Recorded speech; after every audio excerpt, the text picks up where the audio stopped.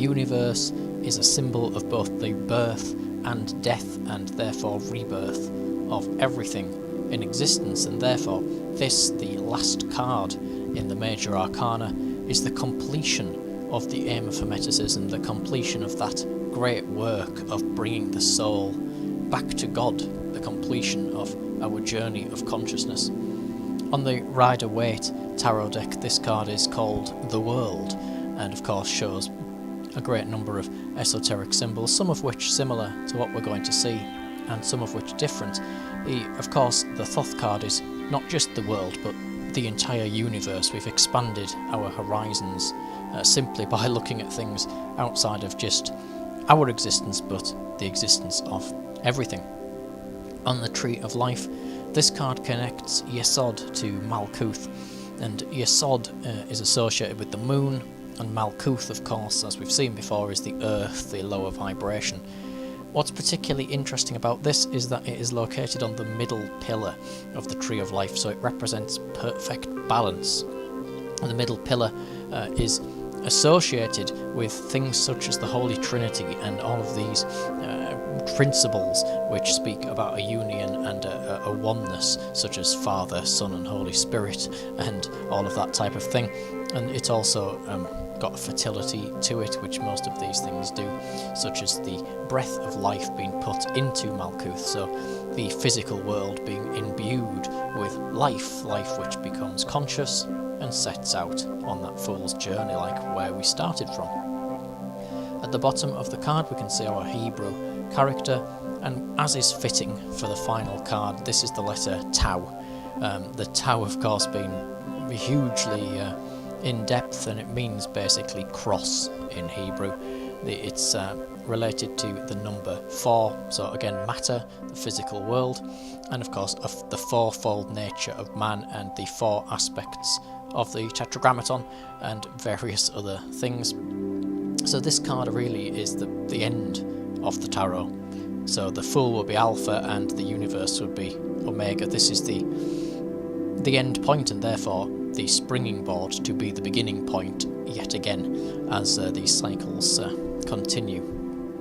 The astrological association is Saturn and Earth, which is relatively interesting. Saturn being the dull father time point on the astrological scale, so physical structure, perhaps stagnation, death, all that type of thing like we had before, and yet also Earth. And so Saturn on the Tree of Life would be Binah, the 3rd Sephiroth, which is part of the supernal triangle. So we have Saturn linking basically that it's basically saying the highest and the lowest together. It's an equilibrium. It's one of those things you can delve really far into if you would like to.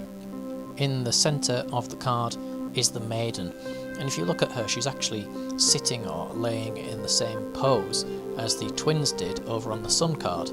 So she has her legs crossed in this reversed position, which is the opposite, of course, to the Hanged Man, and therefore indicates freedom rather than restriction. And so, just as we've been seeing throughout the journey, which is getting more and more free, here we have a position which symbolises freedom absolutely.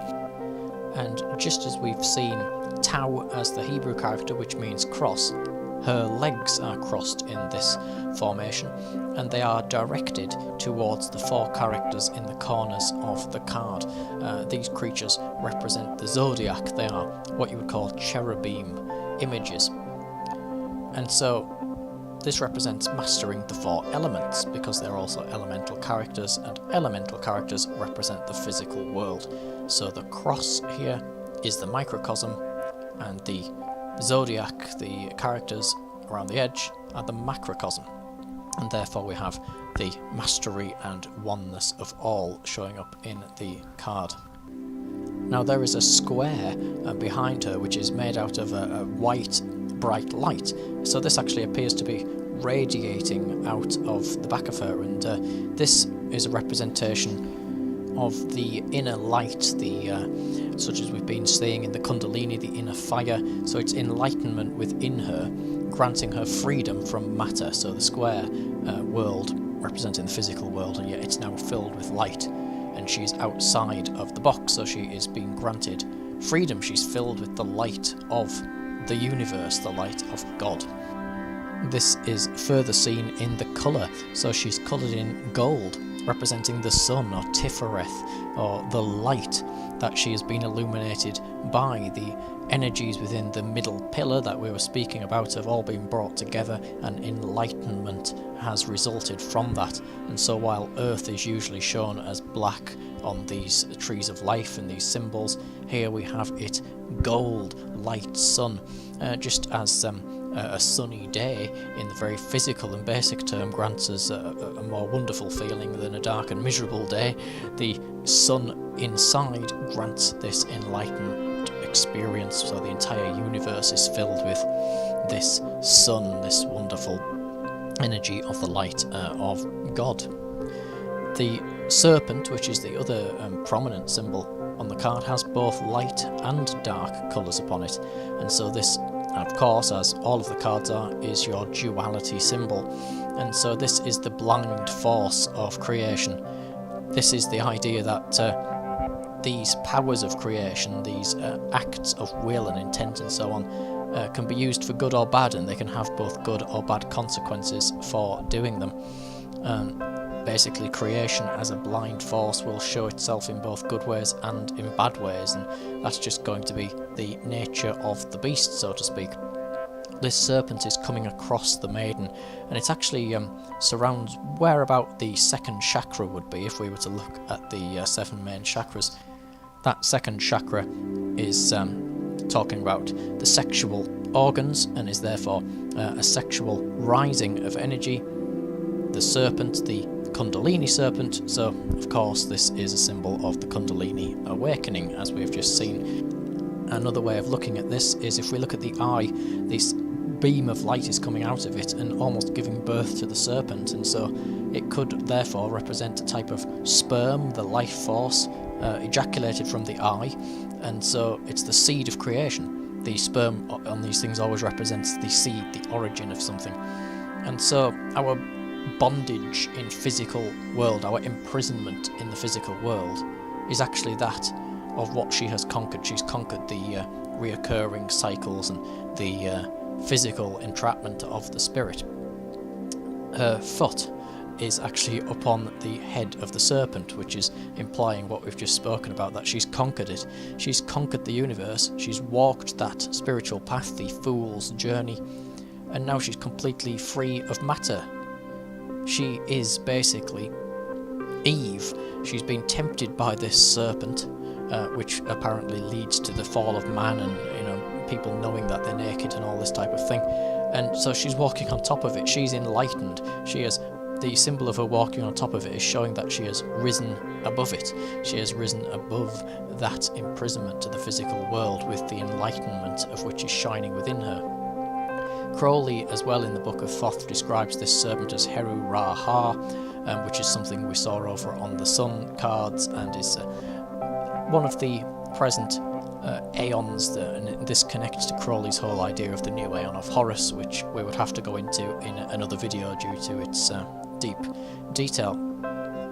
The actual Eye of Horus itself, which is on here and is next to the cherubs at the top, has its own association with Aquarius, the Eye of Horus, and so essentially this is occurring at the same time as the new Aeon of Horus would be born, and so when that enlightenment occurs, your new Aeon is born, so it's got that thalamic symbol coming on there as well. Now there's 10 rays actually emanating from this eye, and they are coloured in, if you look carefully on them, with blue, and yet also of red, and mostly of yellow. These are elemental, of course, water, fire and air, and they can be quite hard to actually see in the card, and yet it's said that there is a beam in the centre is Kether, and so Kether, the illumination, which is giving birth to that serpent, is separate from and above the 4 elements of the physical world. There's also a circle of stars, and this again is the body of the goddess Nuit, and so here the goddess Nuit, as her protective firmament image of which she is surrounding the maiden and the serpent, so Nuit is encompassing everything in the universe there. The actual thing, if we count it, is 3 units deep, and there's actually 72 emanations of like feathery looking designs coming off it. Now 3 times 72 is 216. The Shemham Forash, which rule the 36 deacons of the zodiac, so this is going into the minor arcana of the tarot, which we may cover at a later date or may not. Basically there's 2 of these for each deacon, so you would have 72 cards in total. If you have 6 times 6 times 6, 666, you come again with that number 216. Essentially the 216 means the material world, the physical world. And so that's why we have that there, and that's a little glimpse into the occult symbologies of these numbers and numerologies. The green disc is the Earth, and so the Earth again is no longer dark. It's not shown like as it was in previous cards, like in a browny colour. It's full of wonder and budding blooms, and it's green. It's a green and pleasant land, and this is in correlation with the Fool's enlightenment. So he's started off seeing the Earth in that brown way, and now he's seeing it in bloom, which is another symbol of enlightenment. The rather interesting sort of whirling vortex type shape in the centre of the card is actually thought to conceal within it an invisible tree of life. Obviously we can't see that, and so essentially it should have the elements and the planets, which are the different Sephiroth of the tree of life inside there. The shape of it is a Mobius strip, so one would start at one end and finish at the other. It's an equilibrium, and the table of chemical elements is shown behind the serpent and the maiden as well. So we're looking really at the physical world. These are the building blocks of the world. Everything that we see is built out of various elements of the universe, and it's thought that everything in the universe is built out of the same building blocks, and the fact that she is, here in the centre of it is showing that she's conquering all of it via this illumination.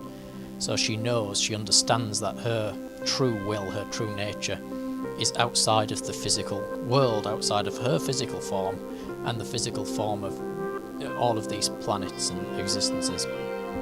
You can also see a pyramid within this table of elements, and that pyramid again is creation, physical world, building things. The eagle in the top left corner here has 13 feathers, and that links it with the death card, and also that of Scorpio, so this is the symbol of water. The man here has the numbers 1 to 7 on his ears, which is extremely hard to see, but they are there, and so that adds up to the star card, and therefore is the element of Aquarius and air. The lion has 11 locks of hair, which brings it to the lust card, number 11, and the element of fire, or Leo.